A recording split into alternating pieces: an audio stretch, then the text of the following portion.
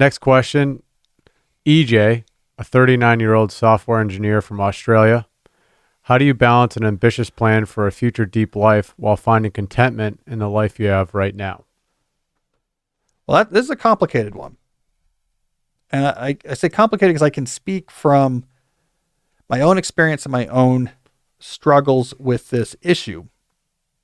I was reflecting on this and I realized there's been different periods of my adult life where I've had different relationships with this issue. There's been periods of my adult life where I am very focused on the now. What's going on in my life right now, finding gratitude in it, finding enjoyment in it. And those are actually pretty meaningful periods of my life. I do look back at those with nostalgia. And then there's other periods of my life where I'm very future focused. Things are happening. And it's harder for me to get to the now, which has its own issues with it. So let me be more specific. Thinking back on my life, my postdoc years at MIT. My postdoc years at MIT, I remember as a time where I was very focused on my life in the moment.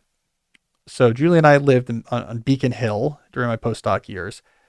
I really liked it on Beacon Hill in Boston. It looks like a movie about colonial America. It's cobblestone streets. They have gas lamps and like fogs would come in off of the river. I mean, you really feel like you're living in a Dickensian novel. And I really enjoyed that. It was like, you're just this interesting, intellectually interesting place. I wasn't that caught up in work. I was writing a book. I was writing So Good They Can't Ignore You and enjoying that. My first year of a postdoc, I was just postdocing. I was writing research papers. I wasn't even really doing academic job searching yet. For some reason, I wasn't very worried about academic job searching. I probably should have been more worried, but it wasn't a source. It wasn't a source of stress for me. And I just had a lot of time where I would just focus on enjoyable things in the moment. Like let's read The Transcendentalist by the banks of the Charles. So I did a lot of that. I ran every day year round for lunch along the Charles. Snow, heat throughout. I got really into monitoring the seasons on my walk to work. So the same walk over the Longfellow Bridge. Okay, now this tree has leaves. Now this doesn't. You can tell I was reading a lot of Thoreau at this time. So that was often coming in. I would get lost. I'd read or listen to fantasy novels and just kind of get lost. Like, what a cool world. Wouldn't that be interesting? Had a dog at this point, was just spending a lot of time like training the dog and going for walks. Because I had a fake job.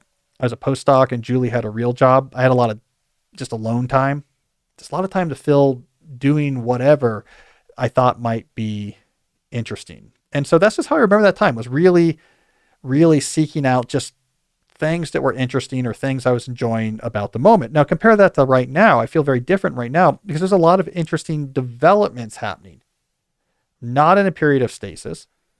We have the sort of online media company. Jesse knows about this. Like, a lot of interesting stuff is happening, right? I mean, we're a lot of things are on the horizon. Things are moving. That's interesting. Interesting stuff's happening at Georgetown with the research I'm doing now, the research I'm shifting into, some of the public facing work I'm happening. Professionally speaking, there's just a lot of places where I'm hitting on all cylinders. Interesting opportunities are coming and going away. And so it's very difficult not to be focused on all these things that are developing or potentially coming. And I've noted like, I kind of miss the just extended, gracious enjoyment of the moment that I've had at other parts of my life. Now, this is all trade-offs.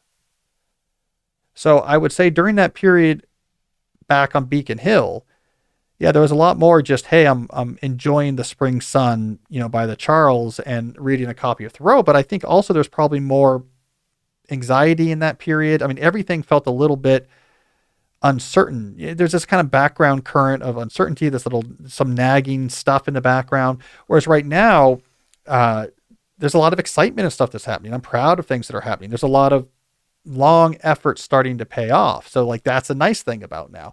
And so they have their pluses, they have their minuses, but these things kind of ebb and flow. Well, anyways, here's my solution. And I'll offer this to you, is that when you're in those periods where you're just present, you're Paul Jarvis on the island, and you have some course you're working on, but mainly just spending time in your greenhouse, like working on your garden. Have something that's you're working on in the background to be excited about. Values driven, would open up interesting opportunities in your life or have an impact on the world.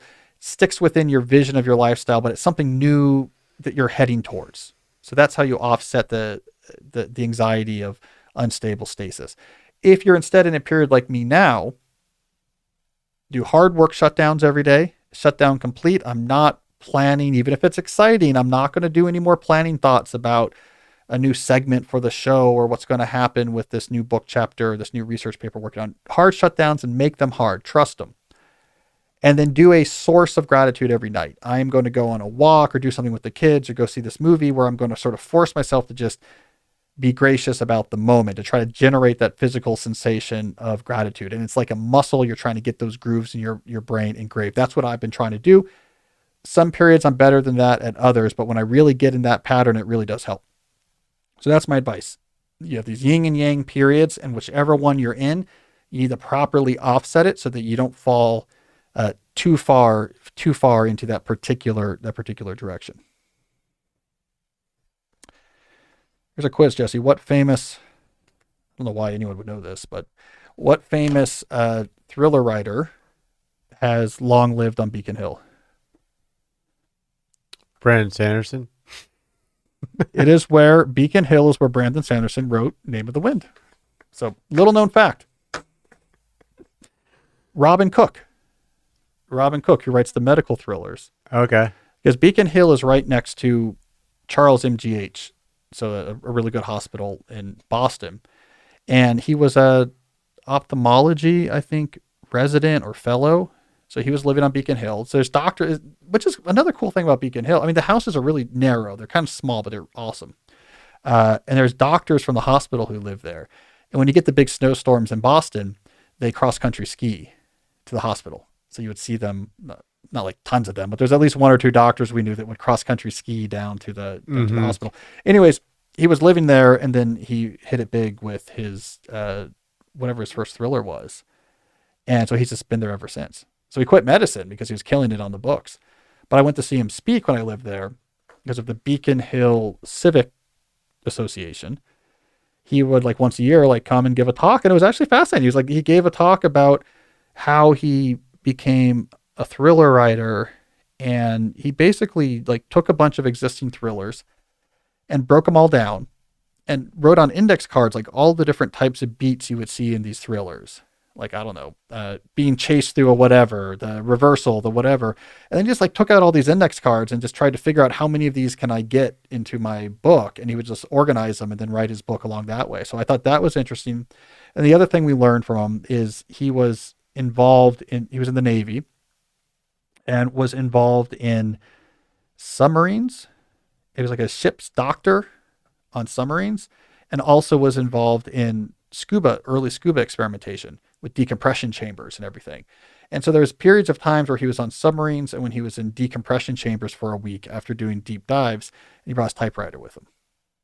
So ultimate deep worker right there is he said I had nothing to do but write, basically, when I was in the decompression chamber. Don't need the internet with a typewriter. Yeah. It's kind of like The Shining that I'm worried about it. Anyways, interesting guy. He wears like weird pants. So that's what you need to know. He wears pants with patterns on them.